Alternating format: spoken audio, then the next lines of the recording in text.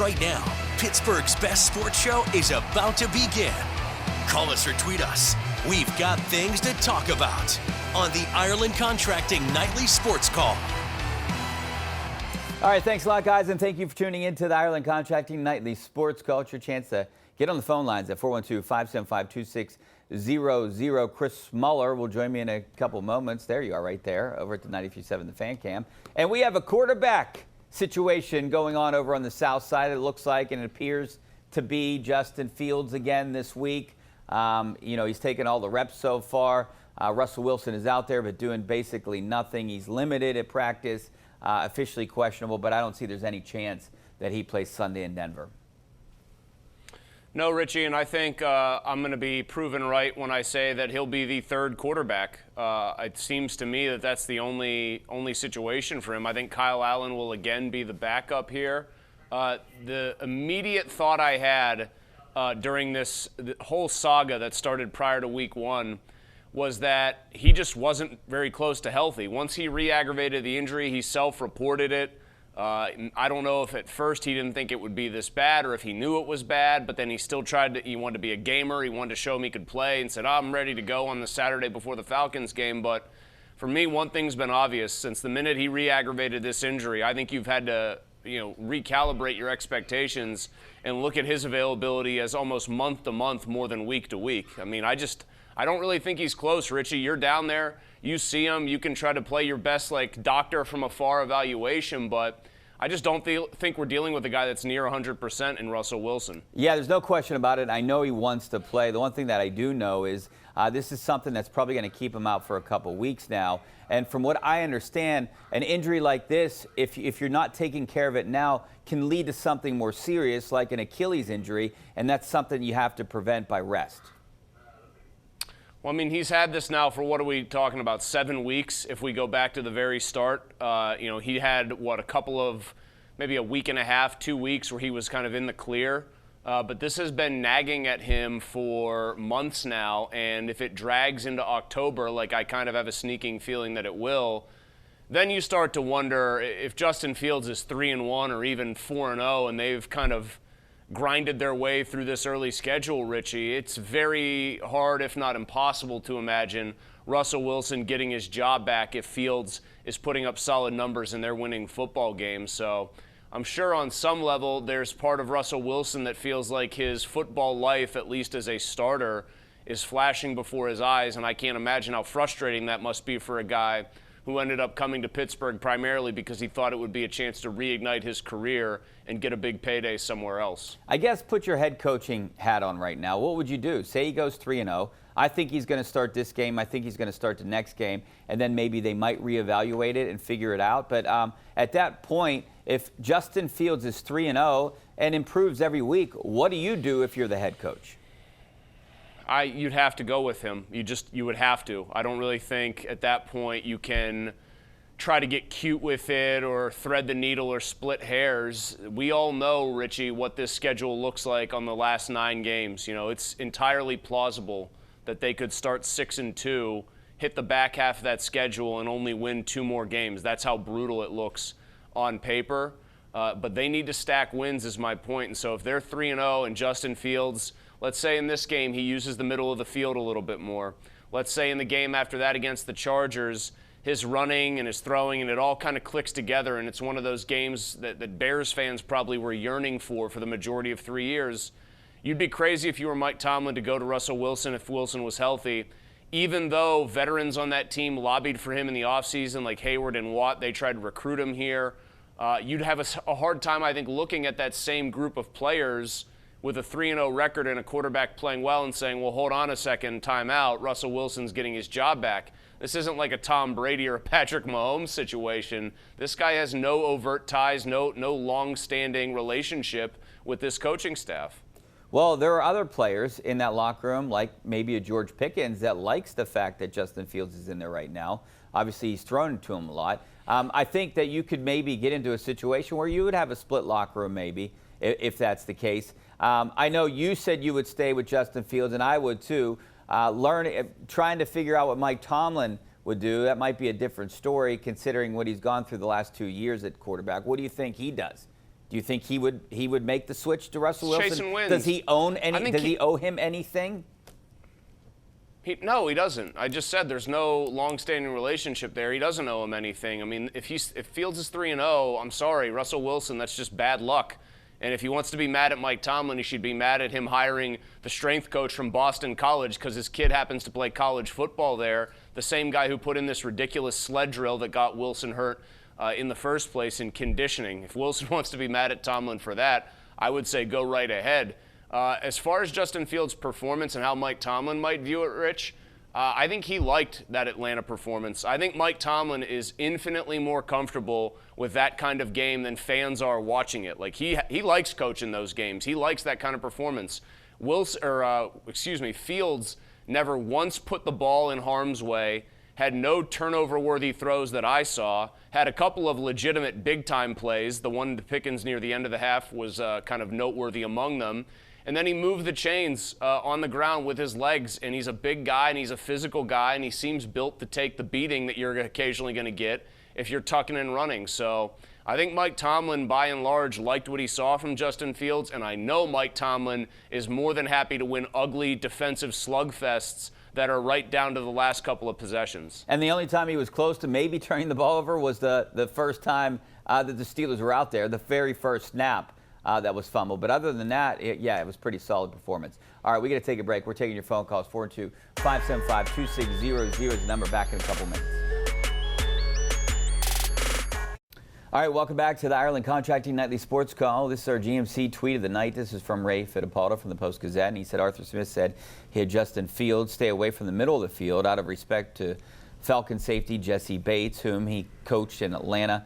Our Jason Bourne, T.J. Watt wrecked the game. Theirs didn't. That's the story of the game really was. Do you believe it, Chris?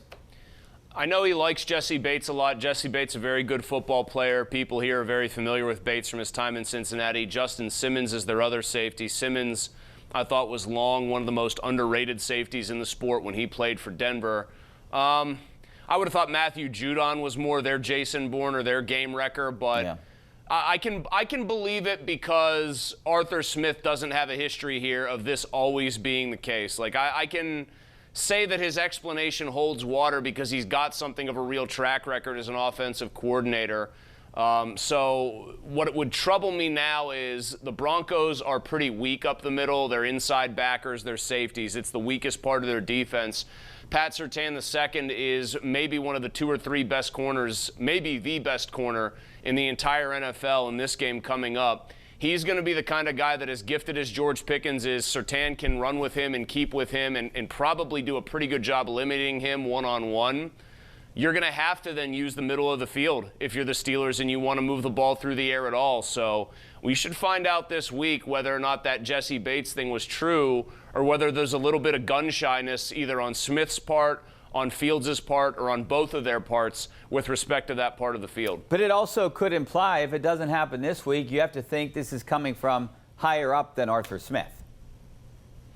I mean, if it's coming from Mike Tomlin, then it's Mike Tomlin doing a great disservice to himself and to his team. I mean, he's the guy who said they needed to score more points this year. He seemed to understand that they couldn't go about their business the way they did for the majority of last year. In fact, he even said that during the season last year. If he has just reverted back to form and he is going to try to win ugly every week, he's going to be in for a very rude awakening when the tough part of that schedule hits. You can beat the Broncos this way. I mean, they absolutely could win a game like 15 or 16-10 this week. It would not surprise me. Bo Nix was horrible in week 1, and I don't think he's going to be that much better in this game, Richie, but you start getting, even you play a team like the Chargers, and I know they want to play power football and run the ball a lot and this, that, and the other thing.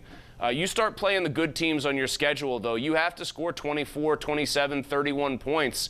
And if Mike Tomlin is artificially shutting down parts of the field, which I'm going to choose to believe he's not right now, but if he is, if he's telling him stay off the middle of the field, let's call stuff at the sidelines, that'd be pretty disappointing. Yeah, and it definitely puts a lot of pressure on the defense. Let's go out to David in Finleyville. How you doing, David? Rich, thanks for taking my call. I want to ask you and Chris, if the Steelers do get into the playoffs, who are you more comfortable with winning a playoff game or two, between Russell or Justin Fields? I mean, that's a tough question to answer right now because we haven't seen Russell Wilson play with this team yet. But, I like some of the things that I saw. I really love the athleticism with Justin Fields. I mean, I do. Richie, I'm enamored by hold on. it, like Mike Tomlin is too. What? Time out. I know they got to get to the playoffs. Sounds like a very nice guy. We are one game into an 18-week season. They have one of the hardest schedules ever the last 2 months of this season. Justin Fields, if he starts the season 4-0, he will have gotten to know. You know what? If Justin Fields starts the season 5-0, those 5 wins will equal half of his career total of wins for his first 3 seasons. Russell Wilson has won a Super Bowl. He currently has a leg injury that might keep him out another 3 or 4 weeks minimum. Like, I'm gonna pump the brakes here, Richie. I'm gonna imagine this is a brake in your car, and I'm pumping the brake. I'm pushing the brake right now. We're not doing this right now. They got to get to the playoffs. I don't even know who's going to start against, like you said, the Chargers or Indianapolis, yet let alone if they get into the postseason. Let's go out to Chuck in Uniontown. How you doing, Chuck? Yeah. Hi. Good evening, folks. I have a Pirates question there. If there was a managerial change, could you give me names of somebody you'd like to see? Also, do you think O'Neal Cruz has a shot at comeback player of the year? Thanks. Bye-bye. I don't even know, Chris, to be honest with you. Maybe Terry Francona. Comeback player of the year is interesting. He's had it. Oh, wait. Yeah, we're talking across purposes here. I think Francona is the name everybody's going to throw out, not just because he's from New Brighton, but because he's a hugely successful manager who's been hugely successful in 2 different places, in 2 very different markets and situations. So he's the obvious name for me. I honestly, this might disappoint Chuck, who I know is the king of Pirates callers and sort of gets the first rips every time, right? He's the leadoff hitter. I just think most managers do not have a massive impact on the game. I would, if you're going to fire Shelton, I would look at a Joe Madden. I'd look at Francona. I'd look at every guy that's got any kind of a reputation and a track record. And as far as Cruz, he could win the award. I'm trying to think of somebody that came back from something worse than missing most of last season to have a really good year. I don't know. He's had a very nice bounce-back season despite the struggles at shortstop, and I think a season working at center field would actually do him a lot of good because the raw speed that he's got, if he can learn how to get really good jumps on balls, he could become very good out there. But, it sounds like that Derek Shelton is coming back. I mean, that's what Charrington said. I mean, we'll have to, face value there. But what do you think? Do you think that is the case? Do you think that there is potentially a managerial change here at the end of the year? The way Charrington came out and supported Derek. Maybe that's a better way I should phrase this. Yes, there should be, and the general manager should be gone too. I have no time for either one of them getting another year to do what they've already done here, which is a whole lot of nothing, really, in both of their tenures. But the way Charrington came out in staunch support of Shelton tells me one of 2 things. Either he knows that Shelton is safe and he's already talked to Bob Nutting about it, or he's daring Bob Nutting to go publicly very much against what he has already said now, Charrington that is, in public, and fire Shelton. So I think it's more the former there than the latter. I think they've already talked. I think Shelton actually has assurances that he's going to be back. I don't think Charrington says what he said if Shelton is not going to be back. And so it looks like, hey, get ready for another year of this brain trust, which I don't blame anybody else out there if, like me, you're not very excited by that prospect. Does this run that they're on right now do anything for you right now?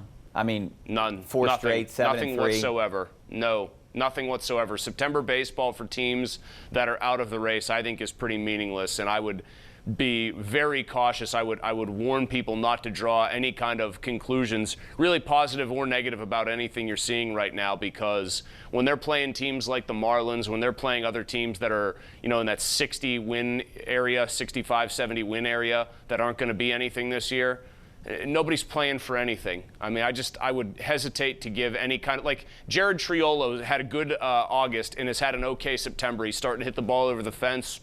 There are going to be people who said, ooh, Jared Triolo, he came on at the end of last year. Yeah, no, save it. I don't want to hear that. Yeah, I don't want him in the lineup next year. A guy that's batting barely 200, he can find another place, another team. You need guys that are hitting much higher than what they have at their bottom of their order right now to be competitive at all. I got bad news for you. Most of the options are going to be internal, and so you better cross your fingers and hope that guys make improvements from this year to next. But unless you blow out, I think, the manager and maybe the GM too, I would do that, and the development staff, what reason is there to believe that you're going to have a lot of improvements from 2024 to 2025?